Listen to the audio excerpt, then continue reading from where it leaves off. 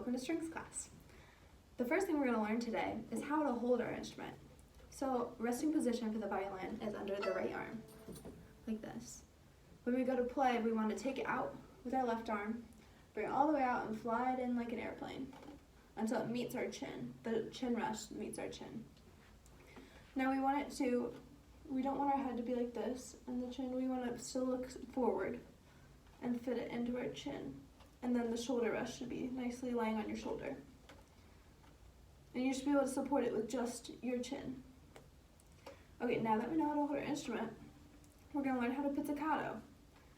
And you can keep your left hand right here. So we want to take our right hand, put our thumb on the fretboard, take our pointer finger, and just pluck the strings. And this is called pizzicatoing. Now we're going to learn how to hold our bow. The first step to holding your bow is to create a bow bunny. To create a bow bunny, you have your thumb and your middle and your ring finger, and you have them meet about right here. And your bow bunny should also have a pointy chin, not like this, but like this, so there's a circle. And now your bow bunny also has ears. You should be able to wiggle your ears and also wiggle the nose of the bow bunny. Okay, now that we know our bow bunny, we're going to add our bow. Your middle finger of your bow bunny should meet where the hairs meet the bow right here. And then make sure your bow bunny also still has its chin. Your pinky can just prop up on top of the bow and then lay your index finger down here. And you should be able to go back and forth, up and down, side to side, and around.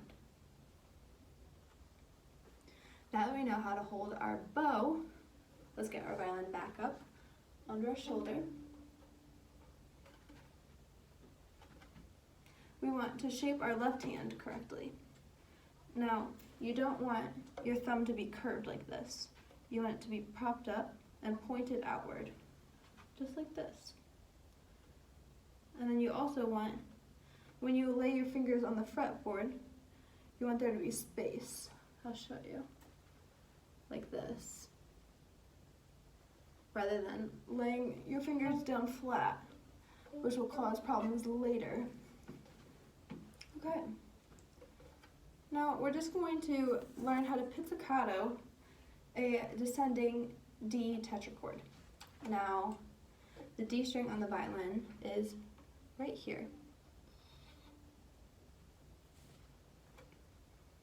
So we get our violin back up there. We shape our left hand correctly. We put our thumb on the fretboard. Let me shift you up so you can see my left arm a little better.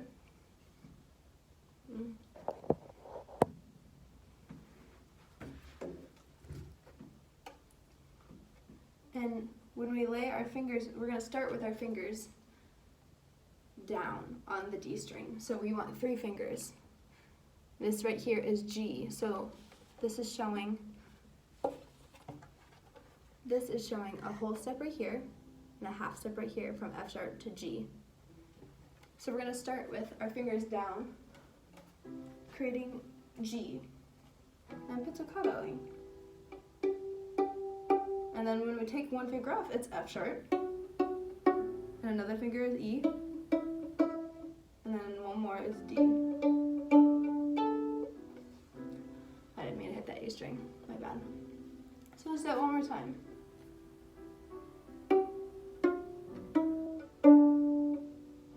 Now we're going to add our bow, create our bow bunny.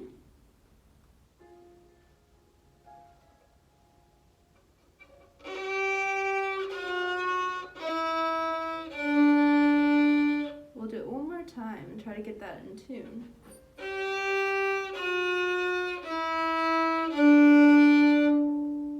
Okay, now that we know how to play a D tetrachord descending, we are going to learn Mississippi Steamboat and focus on our bow placement.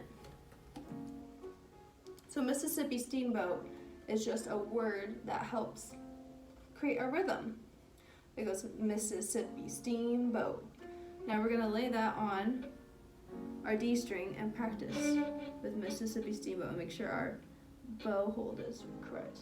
Mississippi Steamboat.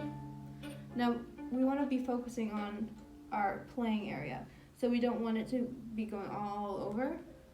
We want it to stay in the same place unless we are trying to change the dynamics, which will come later. So we're just trying to keep it in the same area. Just like that. Now, we're going to learn Twinkle in Mississippi Steamboat. So the way we're going to learn Twinkle in the Mississippi Steamboat variation is just like the D tetrachord. So we use the open D string as our do, and then the open A string as our so. So the A string is right below the D string. So we're going to say Mississippi Steamboat twice, starting with the D string.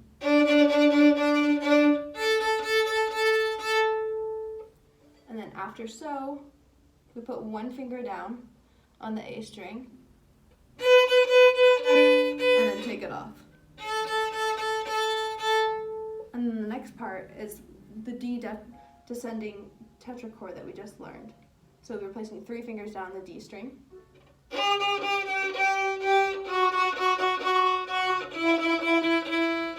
And then back up to the A string.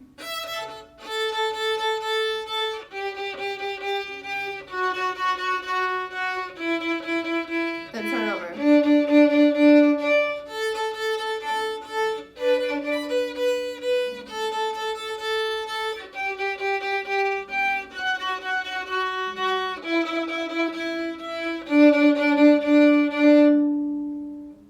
Just like that.